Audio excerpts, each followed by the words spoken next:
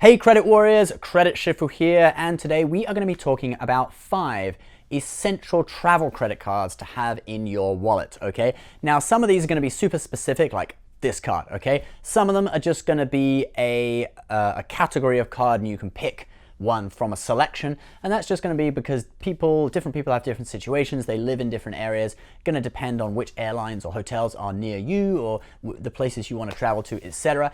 But hopefully this video can give you some ideas. So first of all, we're going to say that the person who is picking their card has already built their credit score to around 700 using the Capital One Platinum and also the Chase Freedom. Okay, that's kind of a pretty standard first couple of cards for someone, and obviously they're getting Chase cards early because of the 524 rule. If you don't know what the 524 rule is, that's basically if you have opened more than 5 credit cards in the past 24 months, that's 2 years, Chase doesn't want to give you any new credit cards. They'll normally refuse your applications. And so typically when you're building credit, when you're getting into this game, you want to get Chase cards early. So our first credit card of the 5 is going to be a Chase card. And our first card is the Chase Sapphire Preferred, okay? Now some people might think this is controversial. Why not the Reserve, Well, the Reserve was kind of like the hero credit card of 2016 and 2017, but it's lost quite a lot of benefits, and yeah, it's also there. If we put the Reserve in, there's going to be a crossover of benefits with one of the cards that we're going to mention later on in the video. So I'm going to go for the Sapphire Preferred here. It gets us into the Chase UR point system. Its annual fee is only $95, also waived for the first year, and you'll be able to transfer your cash back from your Freedom card over to the Sapphire Preferred, convert it into points, and then from there transfer it to transfer partners, airlines and hotels. So Sapphire Preferred basically gets us into the Chase UR point system. In terms of point earning, it gets you 2x, 2 points per dollar on travel and dining, and that's international. Basically any travel, trains, Ubers, planes, any dining internationally as well. So yeah, that's really good. So Sapphire Preferred is going to be our first card. For some people, depending on their habits and their lifestyle, they may want to upgrade to the Reserve. It really just depends on you. But we're basically going to say one Sapphire card. By default, it's the Preferred. Now, next, we are going to look for a hotel card, okay? So if you are traveling, you're obviously going to probably want to stay in hotels. Now, I recommend getting into one of the 2 big hotel chains programs, okay? To be honest, I'm in both. I'm in several hotel programs, but we only got 5 cards, so we're going to say one hotel card. So I recommend either Marriott/SPG, that whole network, or Hilton, all right, for your first hotel card. And the reason is they just have the most hotels. They're like the 2 biggest networks. I think Marriott has like 6,000 hotels worldwide now. Hilton has several thousand. You could look at other chains like Hyatt, but they only have about 800 or something hotels, okay? And you often have trouble finding a Hyatt at a place that you want to go, all right? Even though they are a great hotel chain, their points are worth a lot. They have great resorts as well. But in terms of availability, Hilton and SPG, or also Hilton and Marriott really, are the 2 that you want to get into. So you could consider the Hilton series of cards, like the middle one, the one I like, is the Hilton Ascend card. It gives you Hilton Gold status. It earns quite a lot of points at supermarkets. It also earns a lot of points when you stay at Hilton, and it has a nice sign-up bonus as well. I'll put the current offer on screen. Can't remember what it is off the top of my head. Or if you want no annual fee, you could go for the one lower down, but by default, we'll just go with the Hilton Ascend. Or if you want to get into the Marriott game, if you're interested in the Marriott credit card, Marriott Premier Plus, I would apply for this early on because this is a Chase card, although it doesn't say Chase. Well, actually it's got a little Chase logo there, but yeah, this is a Chase card. If you're already over 524, you could alternatively go for the SPG American Express card, because that's an American Express, so it's not bound by the 524. They're basically the same card. I mean, they earn the exact same number of points. I think it's 6 points per dollar on stays at Marriott hotels and 2 points per dollar on regular spending. There might be another category, I can't remember. But anyway, basically they're almost exactly the same card, so it doesn't really matter which one you get. So yeah, I would say for your hotel card, you want to be either with Hilton or with Marriott. Later on, of course, you can delve into other hotels cards as well, but if you're just talking 5 cards, get one of those 2, okay? So let's move on now. Next card is an airline card. Now, I'm not going to be super specific about which airline card you want because it's really going to depend on what airline operates at your local airport, okay? So if you live in New York or or where I am in New Jersey, very close to New York, you're going to want to be with either United, because they've got a hub at Newark Airport, which is, it's in New Jersey, but it's a New York area airport, or JetBlue, perhaps, because they have a hub at JFK and they're a really good airline. American Airlines also has a lot of flights from here. But if you're living maybe in the Southwest, San Diego or something, Southwest Airlines makes sense, right? If you're at Portland, Oregon, PDX, probably Alaska Airlines, it goes and makes sense. That's kind of like one of their hubs. So it really depends on what's your favorite airline and where do they operate. But the reason we want an airline card, well, A, you could earn a big sign-up bonus at your favorite airline, but really the long-term reason is because these cards provide free checked bag and normally free priority boarding, and often they will provide you with maybe a couple of lounge passes for the airline lounge for that airline. Now this is going to be very useful for people who do a lot of US domestic travel, okay? For me, I do a lot of international travel. I go to Europe a lot, So with those kind of flights, generally sort of priority boarding and, well, not priority boarding, but free checked bags, food, everything. And that's another thing. These cards will typically give you a discount on onboard food purchases as well. But with international travel, all that stuff's included. So I don't really need it. Hence, I don't have a US airline card. But for people who do a lot of domestic travel, this is going to really help. You want to be boarding first, right? You want to be having free checked bags. You don't want to be like boarding last with the peasants, So yeah, I would recommend an airline card, and it's really up to you. Just have a look at what airlines operate in your area. What's your favorite airline, or what's convenient for you.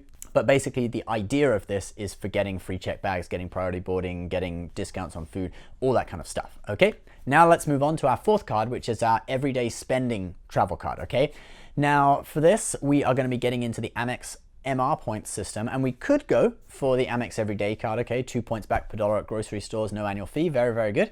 But I am going to say we're going to go for the Amex Gold card, okay? So this is the Rose Gold Limited Edition. The normal gold looks like that. The Amex Gold card has kind of been like the card that has attracted most attention in 2018. I've done like 10 videos about it already. If you want to know more about it, we'll put some videos about it at the end of this video. It's kind of dethroned the Sapphire Reserve as the card that attracts most attention, which is quite amusing. But anyway, the reason we have this card here is it earns 4 points per dollar at US restaurants and supermarkets, okay? So it's great for everyday spending. Also, we're getting into the Amex MR points system. And remember, earlier on, we talked about Sapphire cards, so we're in the Chase UR points system and the Amex MR points system, and we're earning both those points. Now, the advantage of doing this is there are some transfer partners that overlap. So if you have points coming from 2 different places, you can really build up your amount of points in a specific airline much quicker. Okay, so those overlapping airlines are British Airways, which is great for booking domestic American Airlines flights, short flights, short haul.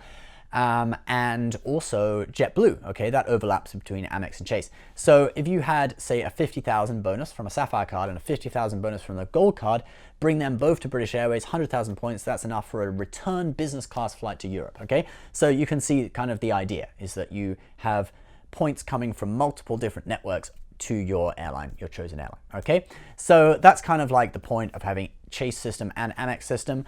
We could also add in the City system. We'll talk about that a little bit later on. But yeah, that's kind of the principle. So for this card, I'm gonna say the Amex Gold card. It's just been really great. I won't delve into the specifics of it because we have other videos on that you can check out afterwards. Now we're gonna go on to our fifth and final card of the video.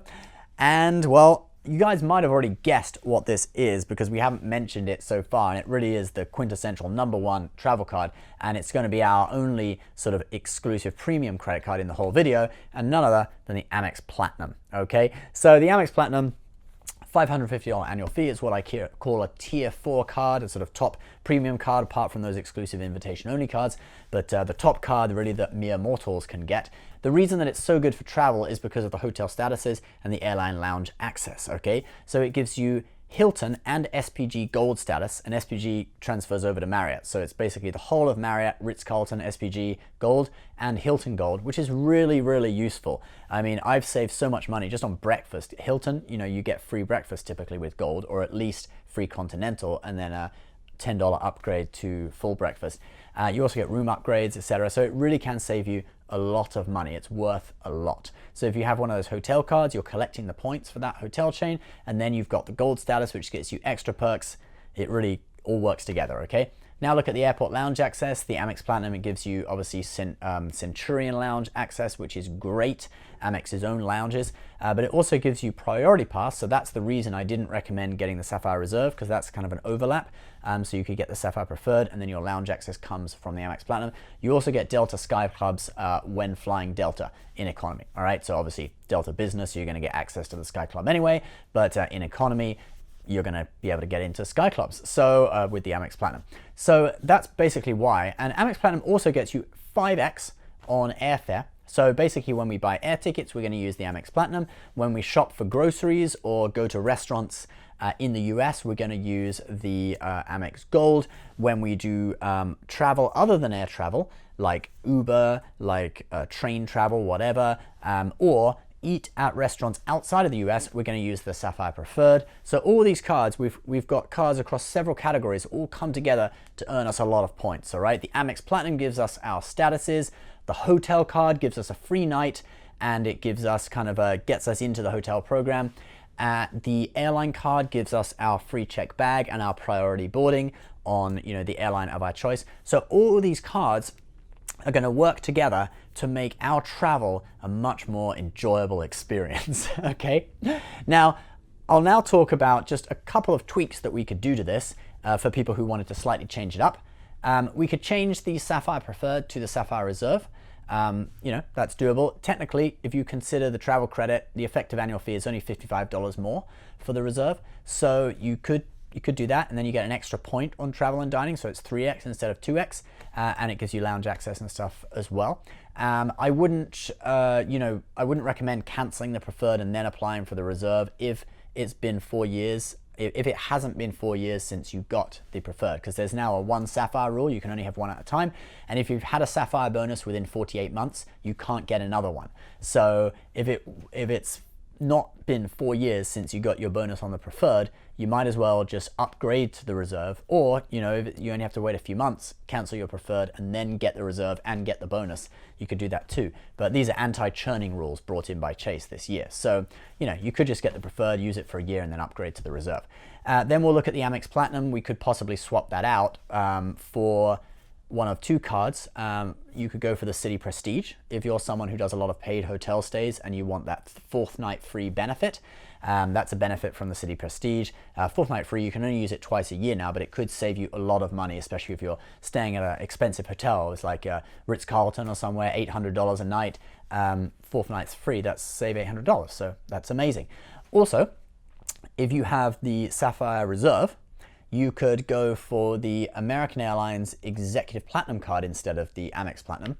And that's because it gets you Admirals Club access. So you get Priority Pass access from your Sapphire Reserve, and then you get Admirals Club access from your City American Airlines Executive Platinum, and they complement each other. They don't like overlap, okay? So the idea is that we don't really want two cards that both get Priority Pass. That's kind of like the idea, because we want complementary benefits. So guys, there's my sort of default layout at the bottom, and then you've got a couple of extra options which we talked about.